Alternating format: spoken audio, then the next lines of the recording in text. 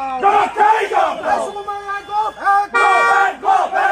এলাকায় দেখা পাওয়া গেল না কেন? সুকুমার রায় জবাব চাই, জবাব দাও। তুমি কোথায় ছিলে? জবাব চাই, জবাব দাও। তুমি জবাব চাই, জবাব দাও।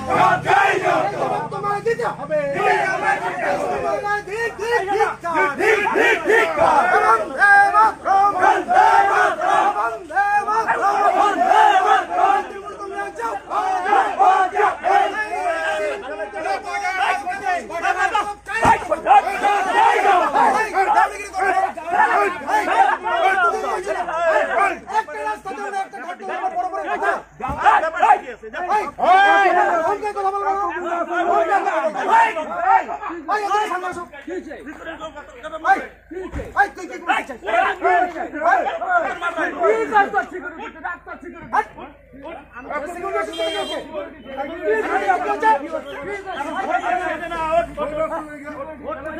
সুকুমার রায় গো সুকুমার রায় গো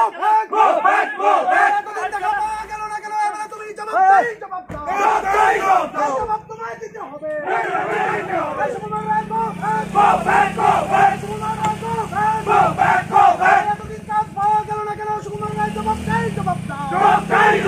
বন্দে মাতরম, বন্দে মাতরম, বন্দে মাতরম, বন্দে মাতরম। তৃণমূল কংগ্রেস জিন্দাবাদ, জিন্দাবাদ, জিন্দাবাদ।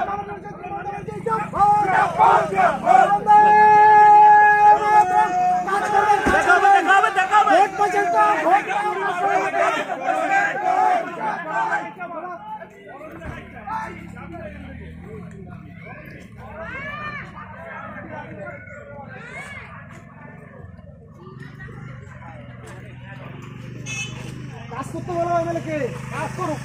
এতদিন দেখা নাই, খালি ভোট দিলে ভোটের বেলা আগে নাকি? আপনার স্বপ্নের ঘর সাজানোর একমাত্র ঠিকানা শাহরুখ ফার্নিচার স্টোর। আমরা আছি আপনার পাশে ঘর সাজানোর প্রতিটি ধাপে। আমাদের এখানে পাবেন শোকেস, আলমারি, সোফা সেট, আলনা, ডাইনিং টেবিল, কাচের টেবিল, স্টিল ও লোহার খাট, বিভিন্ন ডিজাইনের chair, dressing table, fridge, fan, washing machine, cooler সহ ঘরের যাবতীয় স্টিল ও প্লাস্টিকের জিনিসপত্র সবকিছুই অত্যন্ত সুলভ মূল্যে। এখানেই শেষ নয়, আপনার প্রিয়জনের জন্য রয়েছে অসাধারণ সব গিফট আইটেম। দামে সেরা, মানে অবিশ্বস্ত। শাহরুখ ফার্নিচার স্টোর, ঠিকানা জামবাড়ি, কুরসার রোড, বড় ফকিরতকিয়া, দিনহাটা। যোগাযোগ করুন 7865923273 অথবা 8617636553। শাহরুখ ফার্নিচার স্টোর, মানে গুণগত পণ্য বিশ্বাসের দামে। কিছুক্ষণ আগে দেখলাম আপনারা কুচবিহার উত্তর বিধানসভা কেন্দ্রের এমএলএকে ঘিরে ধরে একটা বিক্ষোভ দেখালেন। কি কারণে দেখালেন?